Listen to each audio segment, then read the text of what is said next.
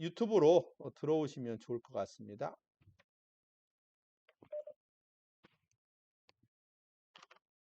자, 목소리가 좀 좋게 하기 위해서 좀 바꿔 탔습니다. 그 노트북을 좋은 걸로 바꿔 타서 좀 소리가 좀 좋지 않을까 그런 생각을 해봅니다.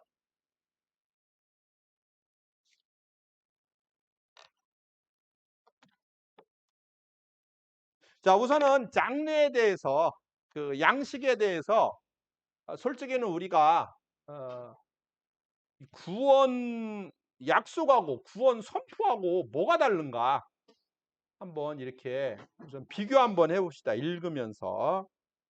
그래서 구원 약속은 41장 8절.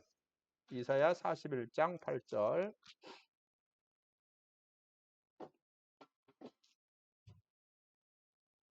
10절에 보면 41장 10절에 보면 약속이에요. 두려워하지 말라. 내가 너와 함께 함이라. 놀라지 말라. 나는 내 하나님이 됨이라. 내가 너를 굳세게 하리라. 참으로 너를 도와주리라. 참으로 나의 의로운 오른손으로 너를 붙들리라. 이걸 구원 약속 장르라고 한대요. 그러면 구원 선포는 뭐예요? 신탁이라는 말은 신의 말씀이라는 뜻이에요. 저는 어렸을 때 대학교 1학년 때 신탁 하면 신탁이 뭐야? 좀 그랬던 것 같아요. 그 당시에. 신의 말씀. 그래서 구원 약속이 있고요. 구원 선포가 있어요. 42장 14, 16. 제가 이거 다 읽어보느라고 엄청 오래 걸렸어요. 공부하는데 옛날에 정리했고 오늘 한번 읽어봐야 될 것 같아서 다 읽어보느라고 시간이 되게 오래 걸리더라고요. 아침 내내 읽어봤어요. 42장 14절. 이것은 약속이 아니고 구원 선포래요. 내가 오랫동안 조용하며 잠잠하고 참았으나 내가 해산하는 여인같이 부르짖으리니 숨이 차서 심히 헐떡거릴 것이라. 내가 산들과 언덕들을 황폐하게 하며 그 모든 초목들을 마르게 하며 강들이 섬이 되게 하며 못들을 마르게 할 것이며 내가 맹인들을 그들이 알지 못하는 길로 이끌며 그렇죠? 이것은 무슨 약속이 아니라 뭔가 이렇게 다짐 같은 내가 이렇게 하겠다라고 하는 이런 것들은 선포라고 이렇게 표현을 했습니다. 그 다음에 논쟁이 있어요. 논쟁 40장 이사야 40장 12절 누가 손바닥으로 바닷물을 헤아렸으며 뺨으로 하늘을 쟀으며 13절 누가 여호와의 영을 지도하였으며 이런 것들을 뭐라고 하냐? 이런 것들은 논쟁 장르다. 그 다음에 민족들에 대한 이스라엘에 대한 것은 뭐 알 거고요. 그 다음에 왕의 신탁을 보겠습니다. 왕의 신탁, 왕과 관련된 신의 말씀, 왕의 신탁. 여호와께서 45장 주세요. 소리가 안 들려요. 오 소리가 안 들린다는데 지금 뭘로 하냐면 지금 유튜브로 하고 있어요. 유튜브로 접속하셔야 돼요. 새롭게 박선미 전도사님 우리 단톡방에 유튜브를 예? 교수님이 음성어 해놓으셔가지고 안 들렸어요. 아 지금 네. 지금 박선미 전도사님 지금 저는 웹엑스로 수업을 하지 않고 유튜브로 수업을 해요. 그래서 그래서 유튜브로 들어가셔야 돼. 저는 웹엑스를 끌 거야. 웹엑스를 음소거할 거예요. 무슨 말인지 알죠?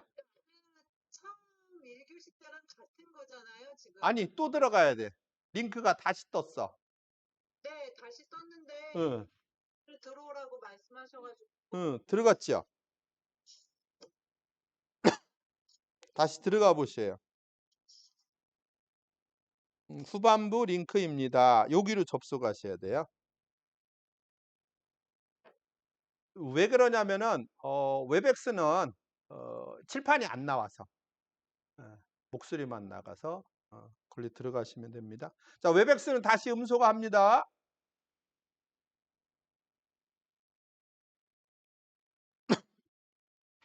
옛날에는 두 개를 켜 놓고 했더니 학생들이 "하나 꺼 주세요. 하나 꺼 주세요." 막 그래서 예 제가 인제 알아요.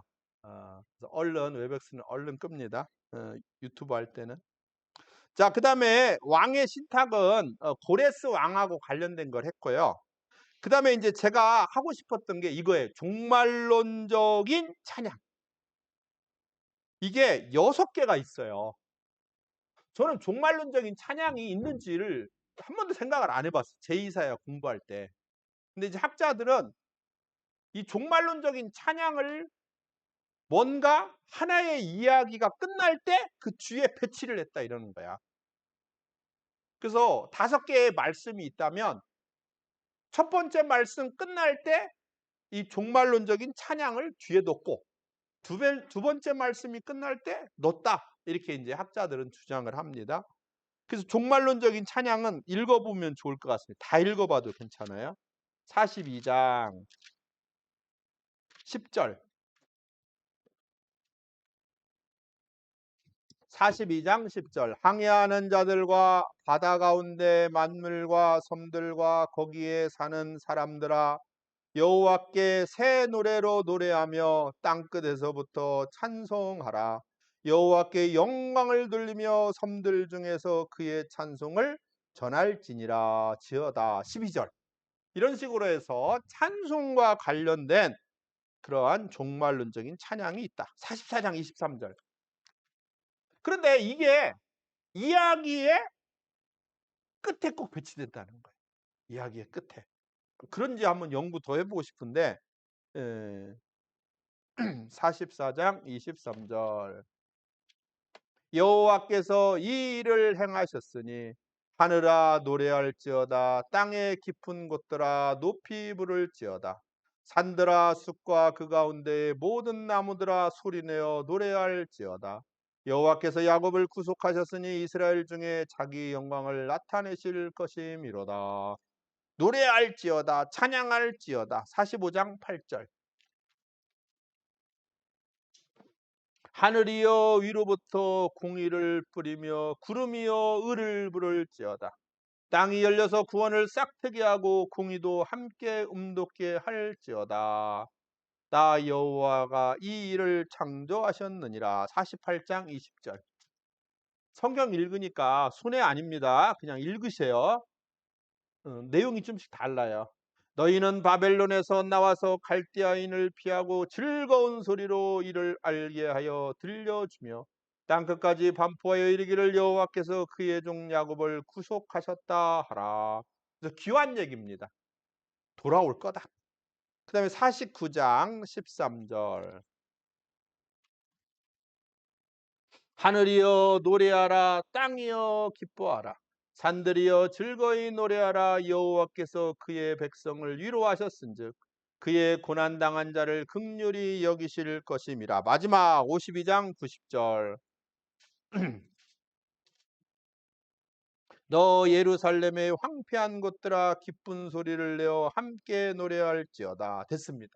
이런 식으로 해서 종말론적인 찬양 노래가 6개가 있다 라고 이렇게 학자들은 주장을 합니다.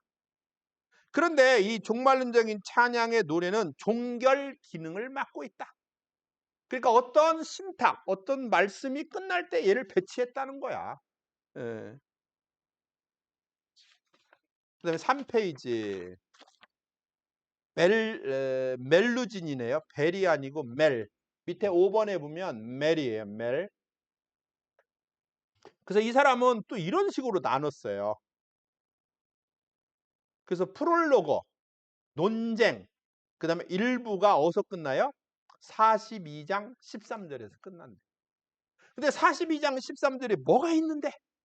찬양의 노래가 있어요. 종말론적인 찬양 노래가 42장 13절에 배치가 되어져 있습니다. 그지요? 2페이지 뒤에 보면은. 그 다음에 2부가 있어요. 2부. 2부가 어디서 끝나나요? 44장 23절에서 끝나는데 이게 또 종말론적인 찬양의 노래가 여기에 배치가 되어 있다는 거예요. 그 다음에 3부는 이거는 안 맞네요. 3부는. 예. 그래서 이 멜루진이 이런 식으로 일부의 구조가 어떤지 41장 1절에서 42장 13절 이것을 민족들에 대한 심판, 민족들에 대한 심판 이런 식으로 해서 밸런스를 맞추고 있다. 두 개의 단락으로 나눠서 그 얘기를 하고 있고요. 그 다음에 하드마이어는 2부에 관심을 뒀는데 하드마이어도 똑같은 얘기를 하고 있어요. 2부에 반절로 나눠서 얘가 밸런스를 맞추고 있다. 이런 식으로 얘기를 하고 있습니다. 그 다음에 엘리거 8번에 엘리거는 제가 박스에 표시해 놨어요. 네모칸에. 그래서 40장 9, 11절에 기뻐하라.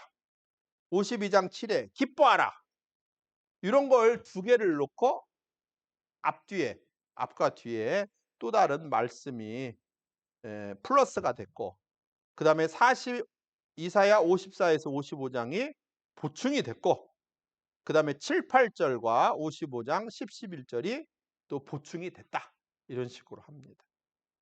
자, 그래서 3페이지 밑에 두 개의 단락으로 나눌 수 있는데 1번이 뭡니까? 1번 떨어졌어요.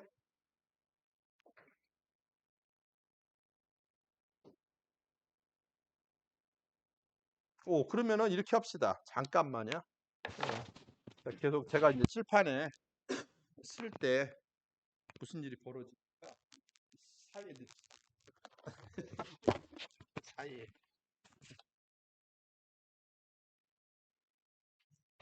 죄송합니다.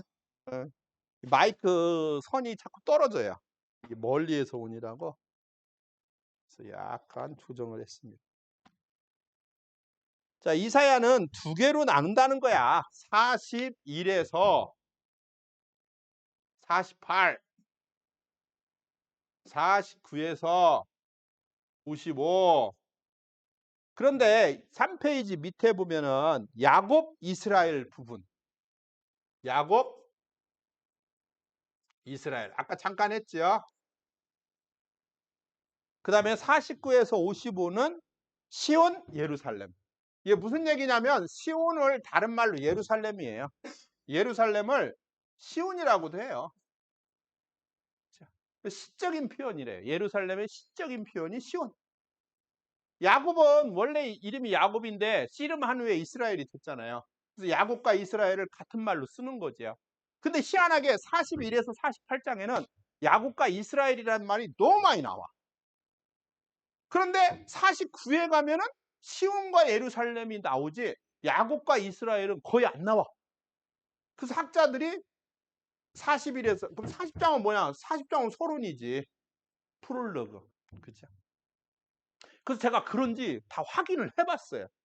그래서 3페이지 밑에 야곱 이스라엘 부분에서 야곱은 40장 27절, 41장 8절, 42장 24절 해가지고 앞부분에 많이 나오고 야곱이라는 표현은 49장에 나오고 50장부터는 안 나와요.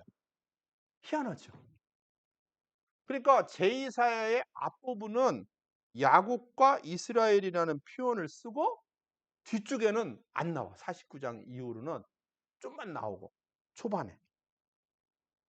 그 다음에 이제 시온 예루살렘 부분 할 때 시온이라고 하는 말은 뒤에 많이 나와요.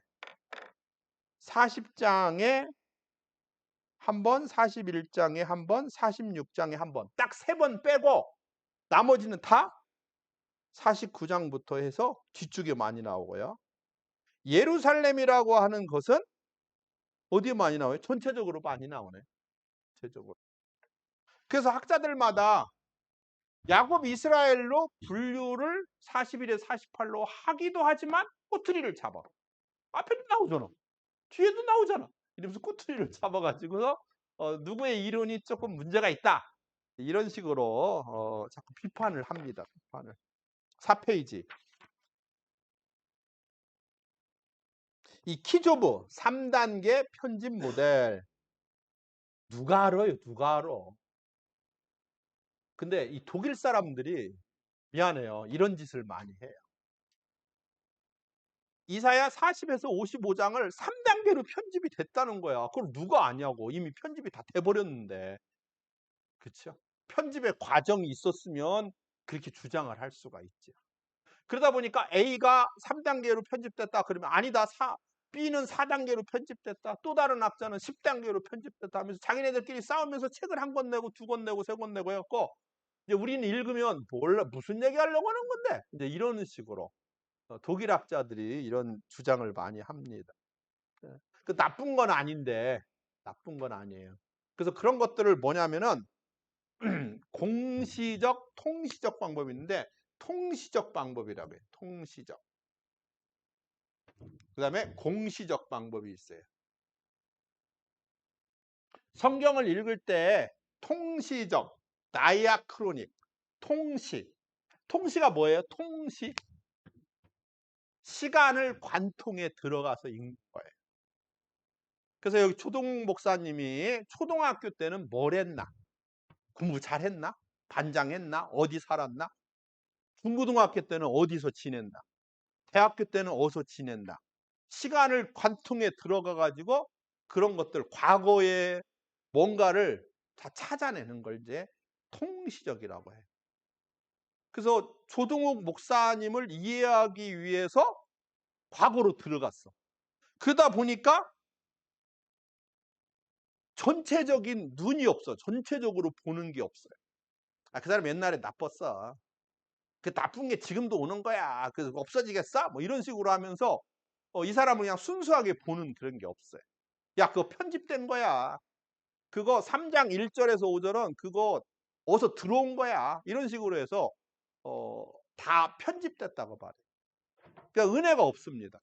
근데 1960년대, 70년대 들어서 공시적 함께 본다는 거예요. 그래서 1학년 때부터 대학교 1학년 때까지, 초등학교 1학년 때, 대학교 1학년 때까지를 그냥 한꺼번에 다 보고 최종적인 본문에 관심을 두는 거예요. 최종적인. 이 사람이 지금 이렇게 살고 있어? 잘 살고 있어? 그럼 이 사람 좋은 사람이야. 과거로 안 가도 돼요. 왜? 지금 잘 살고 있는 거지. 최종 본문에 관심이 있으니까. 그런데 3단계 편집이라고 하는 것들은 어떻게 아냐고. 그러나 자기가 뭔가 근거를 대는 거죠. 이러해서 이것은 1단계였고 이것은 2단계였고 이것은 3단계였다. 이런 얘기를 이제 하는 거죠. 그 다음에 반 우슈트. 이름도 희한하네요. 우슈트. 기본층이 있다는 거야. 기본. 그래서 원래 제2사야의 기본은 40장 12절에서 46장 재밌으니까 한번 봅시다.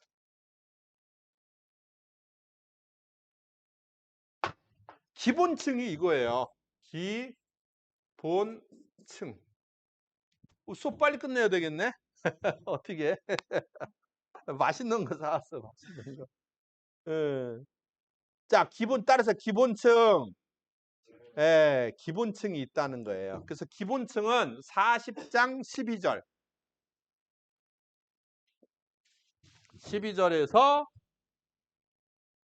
46장 11절.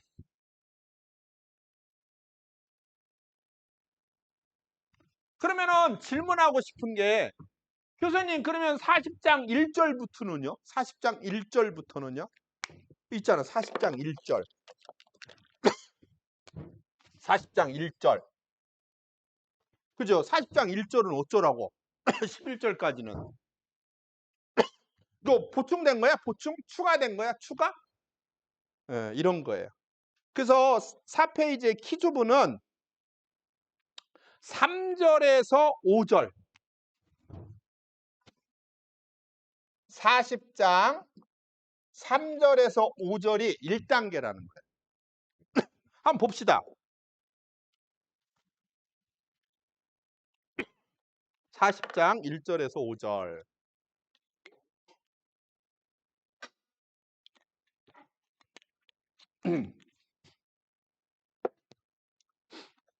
(40장) 3절에서 5절 읽어주세요.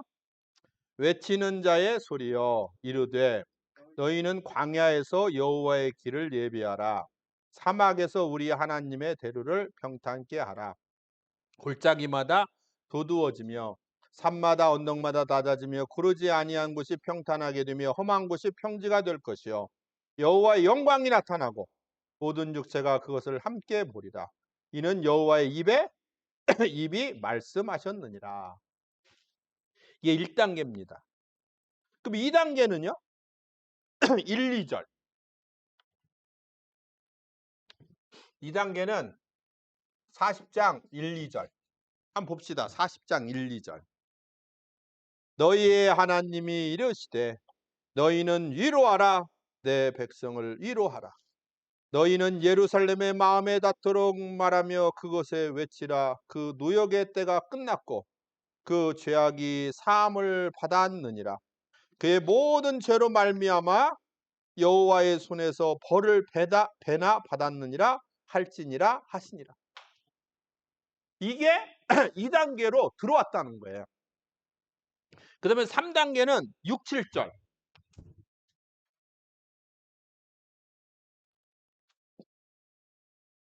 읽어주세요. 말하는 자의 소리여 이르라 외치라 대답하되 내가 무엇이라 외치리까 하니 이르되 모든 육체는 풀이요 그의 모든 아름다움은 들의 꽃과 같으니. 봐봐요. 그래서 솔직히는 저는 이사야 40장을 읽으면서 항상 왜 이렇게 서론이 많아? 서론이? 한 개만 있어야지. 3절 봐요. 외치는 자의 소리요 이르되. 그 다음에 6절. 말하는 자의 소리요 이르되. 9절. 아름다운 소식을 시온에 전하는 자요. 왜 계속 나오냐고 이게. 한 번만 있으면 안 돼? 예, 그런 생각을 좀 했던 것 같아요. 그 다음에 12절은 이제 정상적으로 와요. 누가 손바닥으로 바닷물을 헤아렸습니다. 그래서 학자들이 이 40장 1절에서 12절이 여러 개의 단계를 거쳐서 자꾸 서론을 집어넣은 거 아니냐 라고 생각을 하게끔 만들어버린 거예요. 말하는 자의 소리요 외치는 자의 소리 이렇게 계속 나오니까. 그래서 키조보도 그런 3단계 편집 모델을 했고 만 우쇼트도 기본층은 얘를 빼야 된다는 거예요. 얘는 후대에 첨가됐다는 거예요. 근데 이러한 생각을 우리 학생들은 절대 하지 않아요. 그렇죠. 우리는 그냥 이게 다 제2사야든지 이사야든지 이분들이 썼을 거다라고 생각을 하는데 학자들은 이걸 가지고 맞다라고 자기네들이 자꾸 주장을 하니까 그럼 논문 쓰는 사람들은 이런 걸 알고 있어야 된다는 거죠. 논문 쓰는 사람들. 그래서 이제 우리는 1단계로 뭐 해야 돼요? 실력을 쌓아야 되는데 우선은 성경 내용을 아는 거. 성경 내용을 많이 알아. 이게 중요하지요. 그런데 성경 내용은 평신도 우리 권사님 장로님들도 많이 알아요. 성경 여러 번 읽어봤으니까. 그럼 우리 신학생은 우리 논문 쓰려고 하는 석사과정, 박사과정 목사님들은 어떻게 해야 되냐는 거지.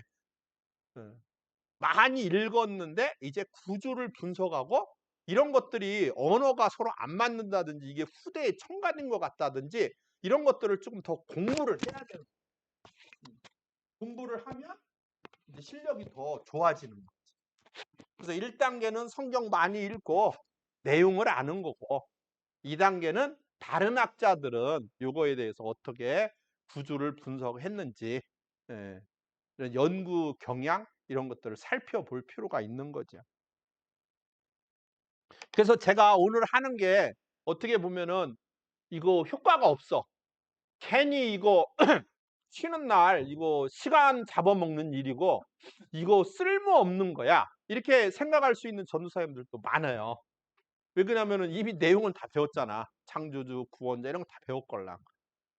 근데 오늘 이게 편집 나하고 무슨 관계야? 이게 후대에 첨가된 거고 나하고 무슨 관계야? 아니, 그렇게 하는 거지. 그러나 이제 여러분들은 여기 박사과정에 계신 분이 한 10여 명 되잖아요. 이런 거 분석하는 방법도 배워야 되고. 그 다음에 또 구약만 전문으로 해서 석사 논문을 쓰려고 하시는 분들도 있잖아요. 이 안에. 그러니까 남이 어떻게 생각했는지 주장했는지 이런 것도 또 좀 살펴봐야 되고. 그렇죠? 그 다음에 내용은 다 이미 우리 전도사님들 읽어서 알잖아요. 그러니까 이런 것들을 좀 분석해서 좀 날카롭게, 깊게 이런 것들을 좀 공부하는 훈련을 한다. 이렇게 생각하시면 좋을 것 같습니다. 그다음에 다섯 번째로 4페이지에 보면은 많이 있는데 다섯 번째로 순종과 축복의 편집층이 있다는 거야. 순종과 축복. 순종하면 복을 주겠다. 이런 것들을 또 후대에 편집을 했다는 거예요. 그래서 44장, 43장, 42장, 43장, 그다음에 48장 이런 데 나타난다. 그다음에 3번 한번 읽어보겠습니다. 반우슈토의 3번. 특별히 제2사야 제1파는 새 시대가 도래하지 않아 시험에 들자 구원이 근접했음을 강조한 근기대층으로서 주전 6세기에서 5세기로 넘어가는 과도기에 다시 한번 보충되었다고 한다. 무슨 얘기냐? 이게 이제 학자들이 제2사야를 연구할 때 이 얘기를 꼭 해요. 70년이 지나면 하나님이 완전히 회복해 주신다. 이렇게 믿었어요. 그리고 제2사야도 이 얘기를 해요. 하나님의 은혜로 너희들이 귀환할 거고 너희들이 이제 온전히 회복할 거야. 라고 말을 해요. 그런데 538년에 돌아오잖아요. 그쵸? 포로로 끌려갔던 사람들이 돌아옵니다. 538년. 그런데 완전한 회복이 안 이루어져요. 왜? 페르시아라는 나라가 이 세계를 지금 다스리고 있는 거야. 여기를. 근데 페르시아가 완전한 회복을 주려면 이스라엘에 왕을 세워야지. 왕. 근데 페르시아가 지배하는데 무슨 이스라엘 왕을 세워 총독이나 세우는 거지. 그렇죠? 그다음에 왕궁이 없잖아. 왕궁. 왕이 없는데 왕궁이 어디 있어? 그렇죠? 헌법? 법이 어디 있어? 헌법. 법이 어디 있어? 없지. 나라가 없는데. 그래서 왕 대신에 누가? 제사장이 나라를 다스리고 왕궁 대신에 성전이 중심 역할을 하고 그다음에 헌법 대신에 율법이 종교적인 공동체의 중요한 역할을 했다라고 하는 거죠. 그러면 완전한 회복이 이루어지지 않은 거야. 근데 제2사야 선지자는 70년 후면 완전한 회복이 이루어질 거라고 엄청나게 선포를 했다는 거죠. 근데 후대의 편집자가 538년 이후의 편집자가 이게 딱 회복이 되면은 그냥 그대로 놔두는데 이상해. 아직도 회복이 안 돼. 그러다 보니까 기대로 바꿔요. 기대. 가까운 시기에는 될 거야. 라는 기대감을 주는 표현들이 그 안에 후대에 첨가됐을 거라는 거죠. 그래서 근기대층. 읽어보겠습니다. 42장 5구절. 42장 5구절.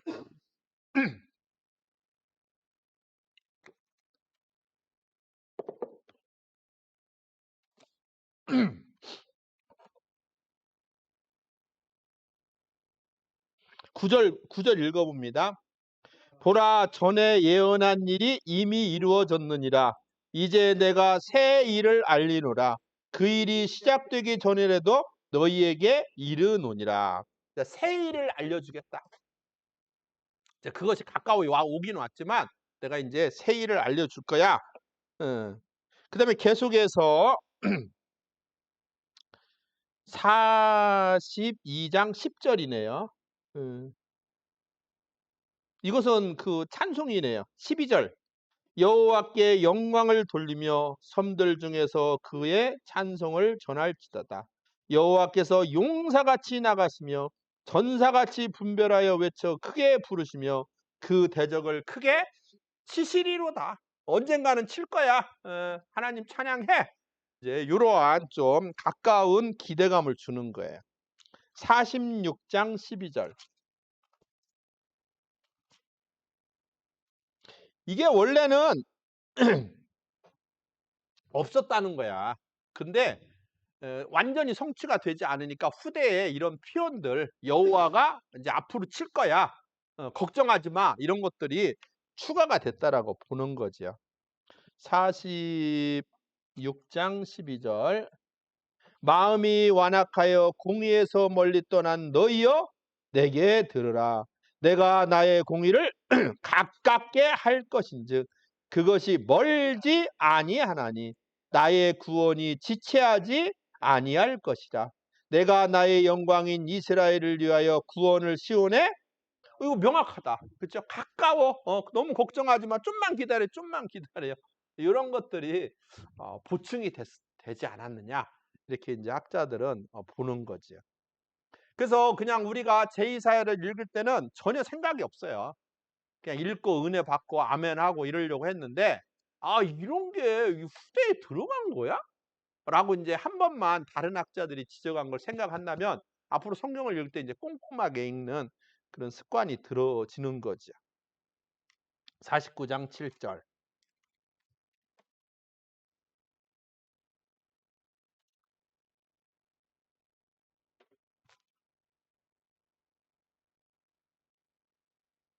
8절. 49장 7절에서 13절이니까 8절 읽어보겠습니다. 여호와께서 이같이 이르시되 은혜의 때에 내가 내게 응답하였고 구원의 날에 내가 너를 도왔도다. 내가 장차 너를 보호하여 너를 백성의 언약으로 삼으며 장차자는 장차 나라를 일으켜 그들에게 황무의 땅을 기업으로 상속하게 하리라. 내가 장차 너를 보호하여 너를 백성의 언약으로 삼으며. 그렇죠? 가까운 날에 이제 이런 일들이 있을 거다. 이런 것들이 후대에 좀 보강된 거 아니냐. 그래서 한 번에 완성되겠다고 보는 건 좀 어렵다. 여러 번의 편집, 그 시대에 맞는 상황. 솔직히는 목사님이 저도 설교 준비를 이번에 한 3번에 걸쳐서 했어요. 그래서 막 은혜 받아서 설교 딱 썼어요. 근데 거기에 딱 가려고 했더니 막 비가 내리고, 그치요? 3일 연휴였잖아. 토요일, 일요일, 월요일. 그래서 제가 놀러 가지 않으시고 왜 여기 왔습니까? 이렇게 제가 설교를 썼걸랑요? 서론에. 근데 비가 와가지고 별로 못 놀러 간 것 같아요, 느낌이. 그래서 이제 고쳤어요, 그 서론을. 똑같은 말씀을 전할 건데, 이제 뒤에는 이제 그런 식으로 해서 제2사야도 시대에 맞게 약간의 개정이 있지 않았을까라고 보는 것도 괜찮지 않냐, 이렇게 학자들이 얘기를 하고 있습니다. 자, 넘겨주세요, 이제.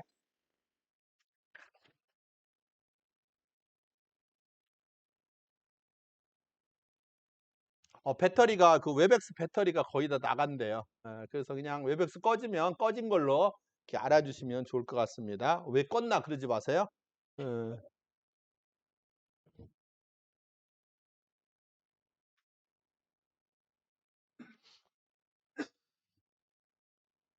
명령시 한번 읽어보겠습니다. 명령시.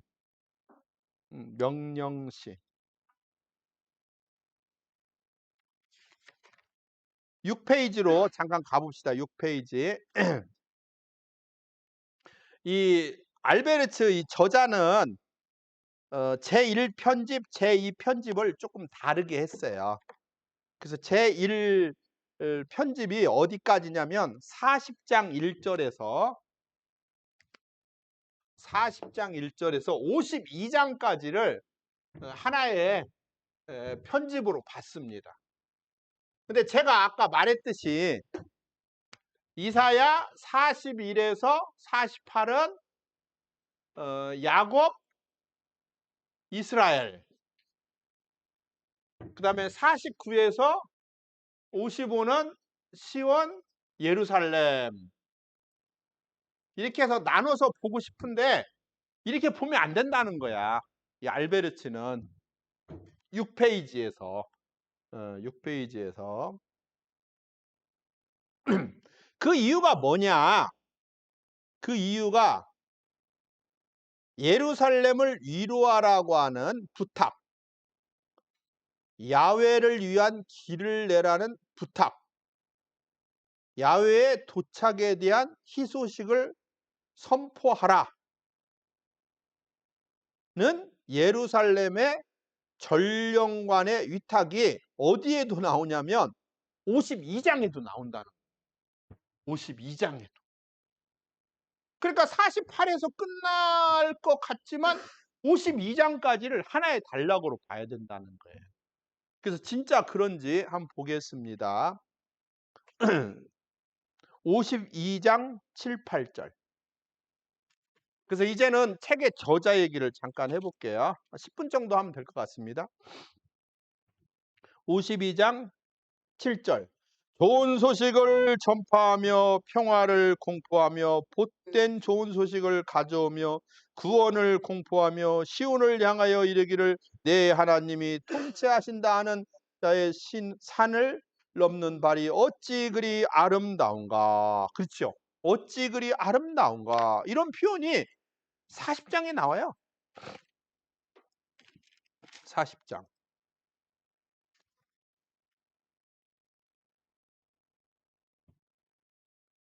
9절. 아름다운 소식을 시온에 전하는 자여 너는 높은 산에 오르라. 아름다운 소식을 예루살렘에 전하는 자여 너는 힘써 소리를 높이라.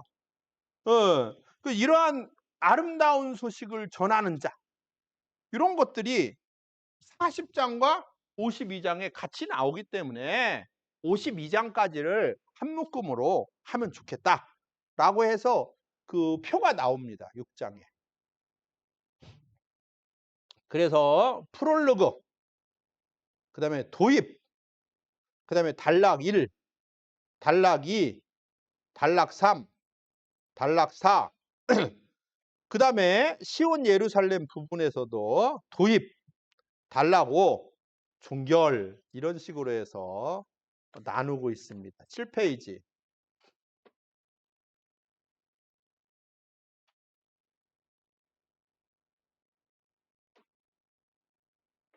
야곱 이스라엘 부분 40장 12절에서 49장 13절. 두 번째 종의 노래와 주석은 야곱 이스라엘 부분과 시온 예루살렘 부분을 이어주는 포기할 수 없는 연결고리이다. 그래서 여기 나누잖아요. 48에서 49장 이렇게 나뉘어져 있는데 49장 1에서 12절이 연결고리라는 거예요. 48장과 49, 55장의 연결고리 역할을 한다. 자기가 생각해 보니까 그렇다. 이 얘기를 하고 있습니다.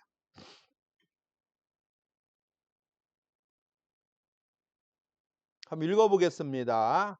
이사야 49에서 52장이 시온 예루살렘에 초점을 맞추고 있지만 세 번째 줄 49장 5절과 6절에는 야곱과 이스라엘이 언급된다.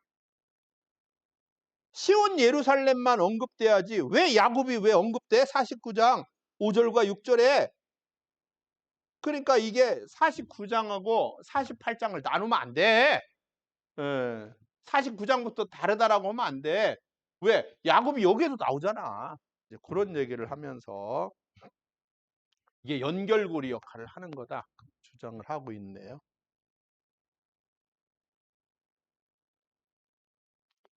그 다음에 고레스 신탁.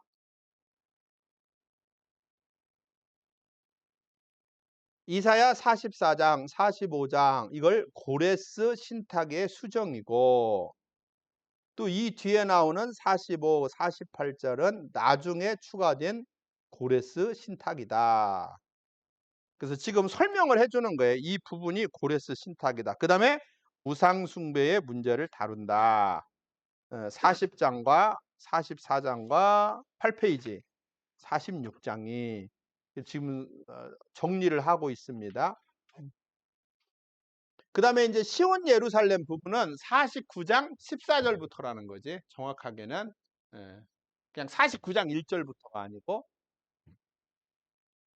여기에는 명령시가 나온대. 제가 아까 읽어보자고 안 읽어봤는데 읽어봅시다.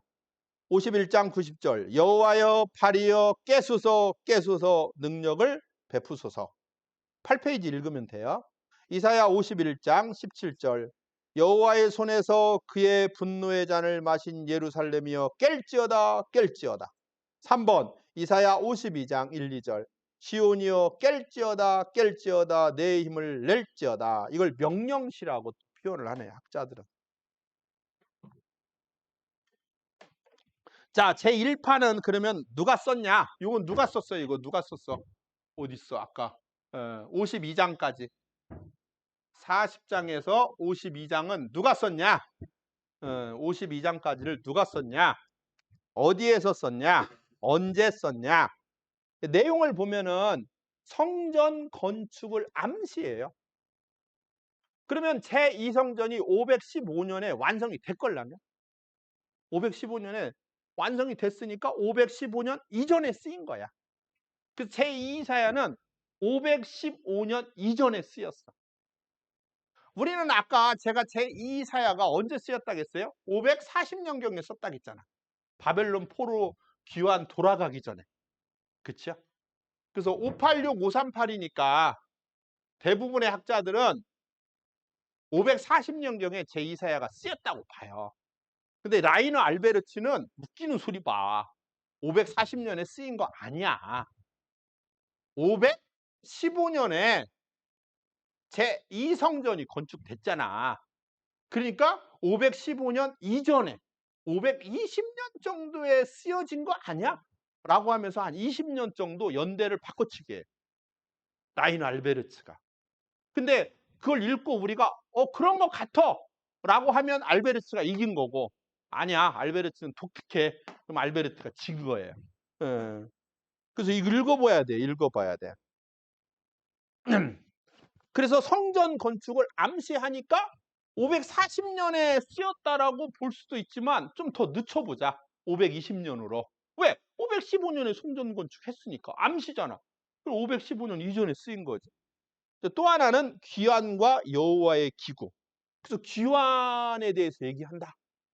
그 다음에 예루살렘 유대 도시의 재건. 골라 귀환과 재정착. 그 다음에 무명 왕의 신탁. 한번 읽어봅시다. 여기서 이제 장난을 치고 있어요. 대부분 고레스 때 돌아왔다라고 봐요. 고레스 때 540년 돌아왔다라고 보는데, 이 알베르츠는 아니야. 520년 정도에 처음으로 돌아온 거야. 그 주장을 해요. 읽어보겠습니다. 내가 내 손을 잡아 너를 보호하며 너를 세워 백성의 언약과 이방의 빛이 되게 하리니. 여기서는 고레스라고 보는 거예요. 이방의 빛이 되게 하는 사람. 이스라엘도 아니고. 그 다음에 내가 공의로 그를 일으킨지라 그가 모든 길을 곧게 하리니 그가 나의 성읍을 건축할 것이다. 이게 고레스인 거야. 고레스가 돌아가라. 그래서 성읍을 건축해라 했으니까 고레스라고 보는 거예요. 그 다음에 나 여호와가 사랑하는 자는 나의 기뻐하는 뜻을 바벨론에 행하리니 그의 팔이 갈대아인에게 임할 것이라. 바벨론을 멸망시킨다는 거야. 고레스지 뭐. 페르시아 왕, 첫 번째 왕 고레스. 이렇게 다 알고 있는데 이 라이너 알베르츠가 이상한 말을 하는 거죠. 이러한 구절들에서 편집자는 왕들을 그들이 겨냥한, 밝혀져 있었듯이 다리우스와 관련시키는 것을 철저히 청중들의 자유에 맡긴다. 520년 다리우스로 자기는 보고 싶다는 거예요. 편집자가 그 이름을 언급하지 않는다면 다리우스를 통해 제공된 구원의 귀의를 역사가 진행되는 동안 지금껏 성취되지 않고 있는 주전 539년 이전의 고레스 예언이 성취된 것으로 그리고자 하는 편집자의 의도와 관련이 있다. 그래서 이 사람이 말하는 게 가운데 보면은 별 하나 있어요. 다리우스 신탁 주변에 있는 본문들은 여기서 완전히 새로운 편집자의 현재에 막 일어나는 사건을 말하고 있는 것을 인식시켜 준다. 이것은 주전 522년 9월 보였어요? 9페이지? 예, 7번째 줄. 둘, 넷, 여섯, 일곱, 8번째 줄. 이것은 주전 522년 9월 마법사 가우마타에 대한 다리우스의 왕위 찬탈 직후를 가리킨다. 이 사건은 페르시아 제국의 중부 동부 전 지역에 유언한 저항의 불길이 솟게 했다. 주전 522년 10월과 522년 8월에 도성 바벨론에서 저항이 주도적으로 터졌고 주전 521년 초반에 다리우스와 바벨론의 누가? 유대 식민지 지도자 사이에 담판이 있었고 주전 520년에 제1차 대귀환이 이르렀을 것이다. 제2 이사야 2원은 마지막으로 주어진 귀환의 기회를 지체하지 말고 붙잡으라고 선전하고 있으므로 이는 확실히 스룹바벨 집단의 간섭이 있던 주전 520년 이전에 담판이 긍정적으로 종결되기 이전에 썼을 것이다.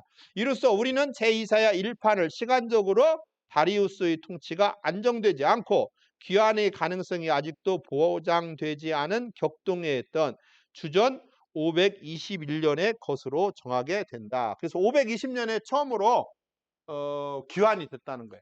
저는 항상 뭐라고 주장했어요? 538년에 1차 귀환, 520년에 2차 귀환, 458년에 3차 귀환, 445년에 4차 귀환. 저는 항상 이렇게 얘기했는데 알베르츠는 틀렸다. 틀렸어. 요때 정도가 1차야. 이런 식으로 이제 이렇게 보는 거죠. 그래서 이제 나이는 알베르츠 책을 다 읽다 보면 이런 주장이 명확해진다는 걸 알 수가 있습니다. 그러면 이게 어디에서 쓰여졌을까? 제2사야는 바벨론? 아니면 이집트와 팔레스타인? 아니면 예루살렘? 이제 그러한 주장들이 밑에 나오고 있습니다. 10페이지. 똑같은 얘기를 한번 제가 밑줄 쳐놨어요. 가우마타. 의 봉기로 인해서 다리우스 왕을 쫓아내려고 이제 그때 정도부터 이게 쓰였고 그 위에 진짜로 귀환이 이루어졌을 거다. 그 다음에 이제 네 번째 하나님의 종의 노래는 아까 52장에서 끝난다고 했잖아요. 그 뒤에 뭐가 붙었냐? 네 번째 종의 노래가 붙었을 것이고 그 다음에 이사야 2판이 여기에 붙었다는 거예요. 2판. 그렇죠? 2판이 이 뒤에 붙게 됐다. 그래서 제2사야서의 2판은 이런 거라는 거예요. 예, 이런 거. 그래서 다음 주에 여기 잠깐 한 10분 정도만 언급하면 될 것 같습니다. 그 다음 주에는 우리가 이제 뭐라 해야 되나요? 스가랴, 요엘 뭐 이런 것을 좀 해야 될 것 같아요. 다음 주에. 예. 그래서 지금 잘 진행되고 있습니다. 제2사야까지 잘 진행이 됐고 다음 주에는 명확하게 보면은 제2사야의 종말론은 안 다뤘어요. 그것은 좀 이렇게 종말론 같지 않아서 그래서 13강 최성렬 목사님 이사야 65장 가지고 왕대일 교수님 쓴 거, 그 다음에 차재용 목사님, 스티븐 L 쿡이 쓴 스가랴 18장 이거 정리해 주셔서 다음 주에 두 분이 발표해 주시면 감사하겠습니다. 자, 이상입니다. 고생하셨습니다. 들어가십시오.